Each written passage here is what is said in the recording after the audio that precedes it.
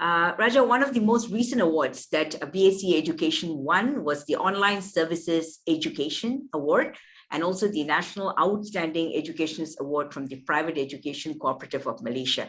Now, this is really great. You're one of the universities, you're so far-sighted, you jumped on the bandwagon, and you've created a lot of virtual stuff. And some of the courses that you're talking about is really, really to the mark. You're talking about AI in law and technology in law, and these are things that people haven't talked about before the pandemic. Yeah, we got the education learning, online education award from the Malaysia Technology Award, and for us that was a nice thing to get in the current circumstances. But mainly, they actually liked our Learn Different, the 4 aspects, because it was very holistic. And the other aspect they really liked was the fact of how we ran out to help the community.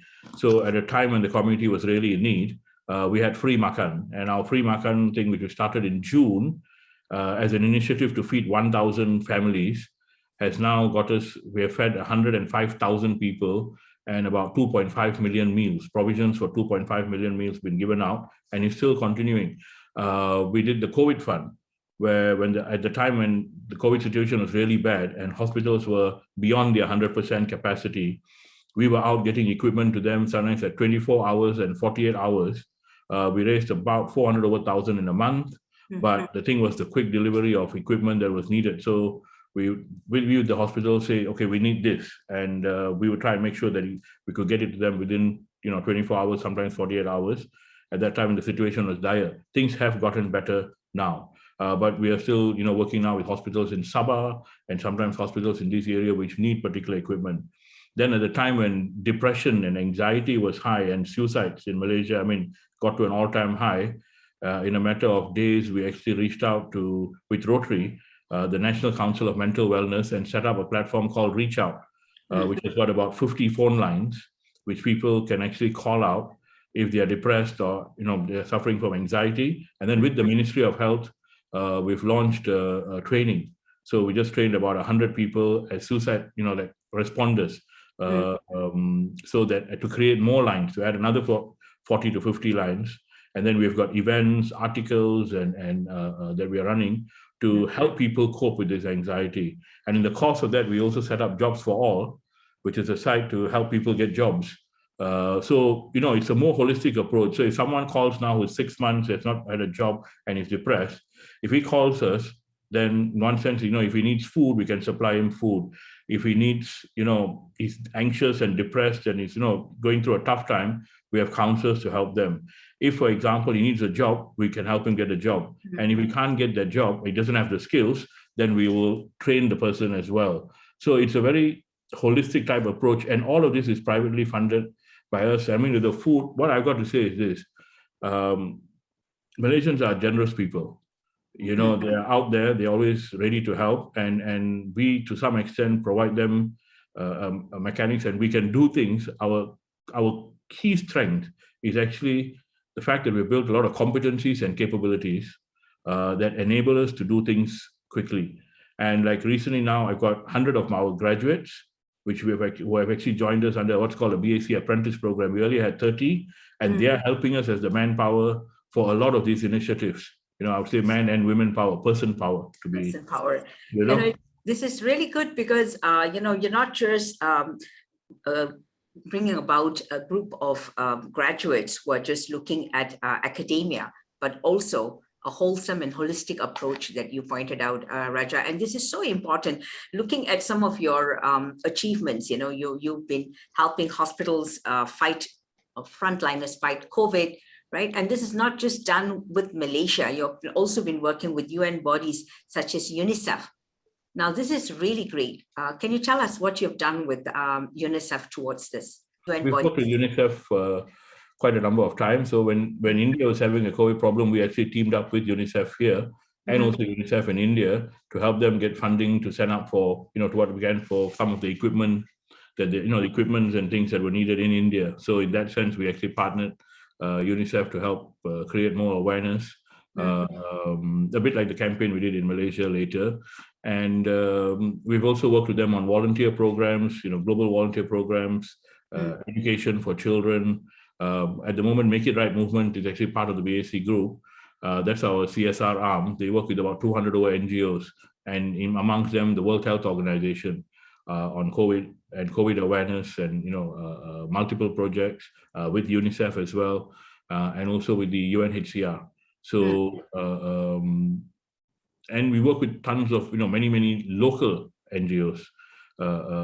So sometimes in the same area, like say for Free Makan is our food. We also work with the Free Food Society. I'm also sitting there as a committee member, and we work together a lot, trying to amplify our reach.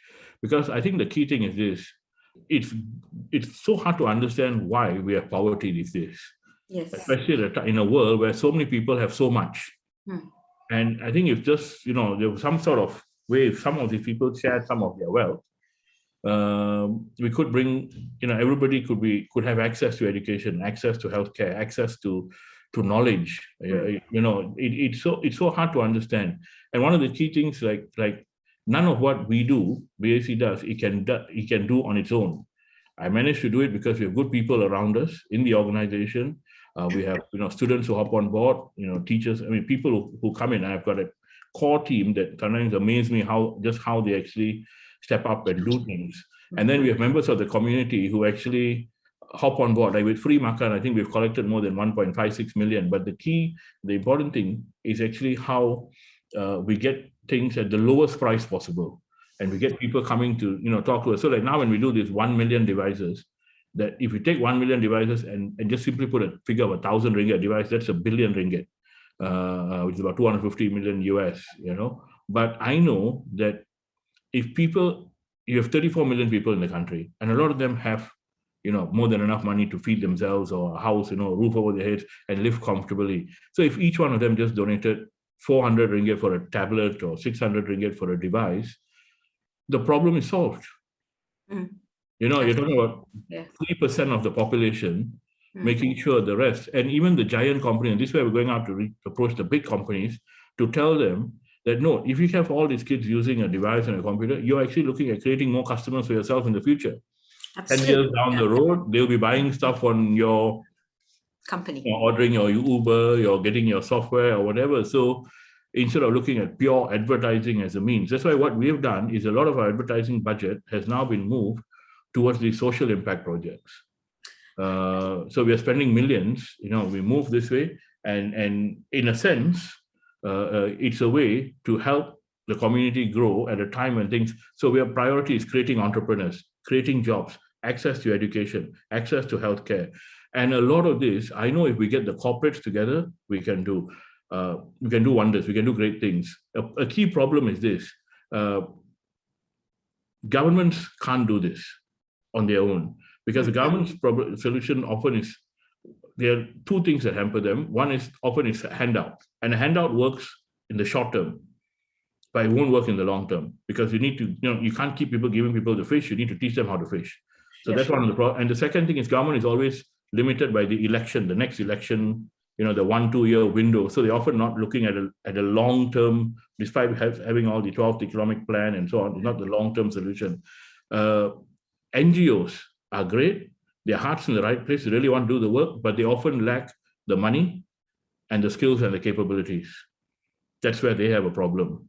So the best people to actually do this are the giant companies, not us. We are not giant. We are a small company. I may be large in size, but we are not a giant. We're not in that sense. But it's the big tech companies, and it's these guys who have the money, the billion-dollar companies, the trillion-dollar companies, who should be now, and some of them are, who should be now looking and saying, okay, how am I going to make this country a better place? And it's not going to take much for them to do. And this is what we are doing now. We are trying to rope in the support of these people to say, because they may not have the time, they may not have the know-how, and they are quite busy doing their other things. We know we have capability. We know we can punch way above our weight. Trying to rope them in to sort of say, well, let's train 1 million people in Malaysia, build a digital workforce, and the biggest companies in the world will come here. We've got fantastic, resources here, great natural resources, no natural disasters. We're sitting between India and China, and with a good population of Chinese and Indians, right in the middle of the two countries, it's a fantastic opportunity. We are an Islamic country, good relations with the Islamic nations. We are Commonwealth country, which is another benefit. We are between China and India, with a large population of both, Indians and Chinese. So if you look at, we've got natural resources, we've got an English-speaking population because being a Commonwealth country as well. So if you look at these 5-6 things, we have a lot going for us.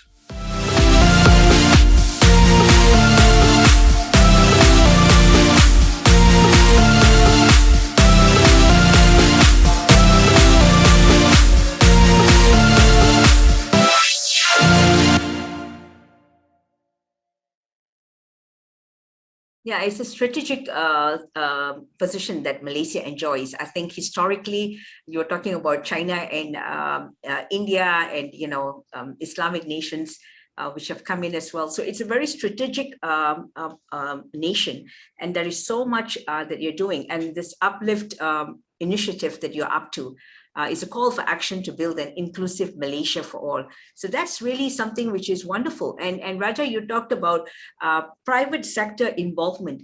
Now, that I think is a key for development anywhere. You rightly pointed that out, because governments are very bureaucratic. They depend on all the 5-year plans or budgets to be approved.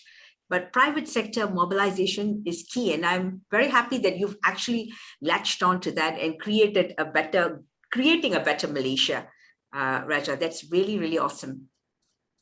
We're actually looking at public-private partnerships. So we want to work with the government. What we feel is it's actually has to be 2 things: public-private partnership and social mobilization, bringing communities to come look after their own interests. Because there's so many, if it's your community, you come forward and you help uplift it. So the whole idea of uplift was this, because we have so many projects. Project E, Project Entrepreneur, COVID Fund, Free Makan, Reach Out. I mean, there's BAC Flix, SPM. Like now we're actually trying to do another one where we're training 1,000 kindergarten teachers to start off, to have free kindergartens in all the PPRs to help the hardcore poor. So they can just go downstairs and study, and to also create jobs for these people. So we will fund all of this training. We will then get companies to fund the kindergartens, like get the furniture and so on. So that's another project. So we have like 20, 30 projects that are going on at this moment, and more coming. Every 1 or 2 weeks, we try to find, the whole thing is this: identify problems, find solutions, and then find solutions which are sustainable.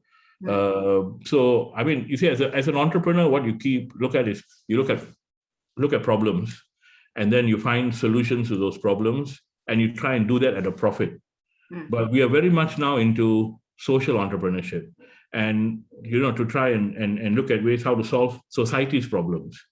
We want to make sure, like for now, we can teach kids and make sure that they all have a better future. Because the key problem is this: if we're going to be competitive, we don't look around Malaysia, look at us versus the rest of the world. It's not a competition, but we are going to be competing with automation. My big worry, everybody is so excited about automation. We're going to automate this. There's a 4th industry, but no one is thinking about what's going to happen to people. What jobs will people have? How are we going to upskill these people? There's going to be a gap where the machines will come in and people will lose their jobs. So if you're responsible and you're looking at automation if you're a responsible entity, you have to make sure that these people are upskilled and can move up the value chain, not replace people with machines and throw them out with no job, unless we're looking at a universal basic wage or something of that nature where everybody gets a salary regardless of what they do. But we want to make sure we look after people. And so we are now no longer a profit-based company. We are an impact-based company. It's impact first. If I could do something that could make $1 billion and something else that could impact 1 billion lives without making $1, I would choose that. So I've told everyone in the office, we are an impact-based company. We want to help 10 million people. That's our 10-year goal line by 2030, that we actually positively, directly impact 10 million people. And that's what our KPI is. It's not how many dollars we make, because it doesn't do anything. Because you have actually got to look at things in terms of your currency is how many people have you helped. That should be your KPI. And very seriously, a triple bottom line, which is people, planet, and profits, in that order. So number 1 is look after your people, then you look after your planet, and finally make a profit. And I'd like to tell all businesses that if you follow this, in the long run, you will do better. So this is you will do better. Definitely you would do better, because this looks like a very sustainable program to me, very sustainable, because you're looking at the way you're creating jobs during the pandemic when many people are actually laying off people. So BAC has come up and done that, right? And you're also reaching out to all levels of society. I'm looking at children, and getting the tech people on board, I think is really amazing, because if you look at statistics, there's a lot of connectivity, but many people do not use the internet because they don't have the device. So how do you want to become a digital savvy nation? So I think this is where tech people should also realize that this is all so important. And Raja, whatever you're doing with 1 million computers or programs that you're giving to people to become digitally savvy is something which is so, so important. Because the pandemic has taught us that digital is the way forward. And to do anything today, connectivity is so important. And so I want to ask you the next question. You as an educator, coming back to your core job, besides the fact that you have so many that you've created, the thing is, how do you look at education for the future? Do you think that people will opt for things online? Will this trend continue perhaps? Or is there too much of fatigue, or people still prefer the face-to-face? What's your take on this?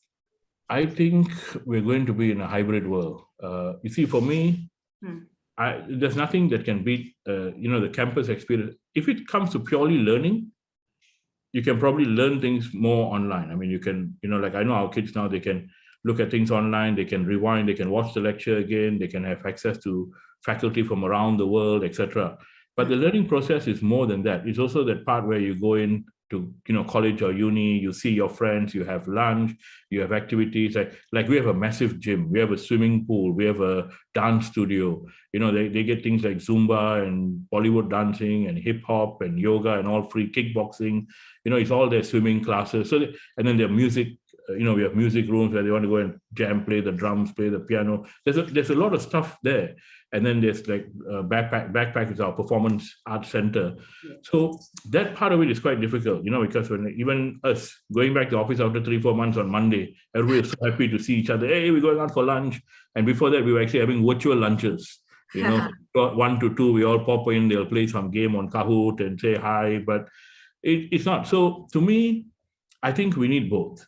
We need that part of that physical life, that connectivity, that emotional this thing where you come in and I think that will be there. We have invested tons of money in our campus and and we've got more. We've got ballrooms coming in a new place, auditoriums, a new campus, additional campus that's coming up in the next couple of months, and that is there.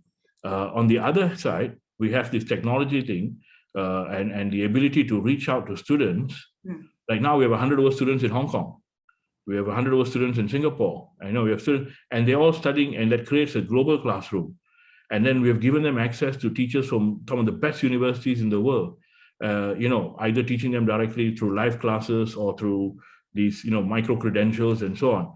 So what I see is this. I see a new world, and I see us investing a lot more, because it's a lot more costly now for us to operate in this. We've got this face-to-face campus, and then we've got this hybrid, like we are seamlessly moving online, face-to-face, and the student has a choice, which means it does increase our costs. But what I find is this, it also increases their access to knowledge.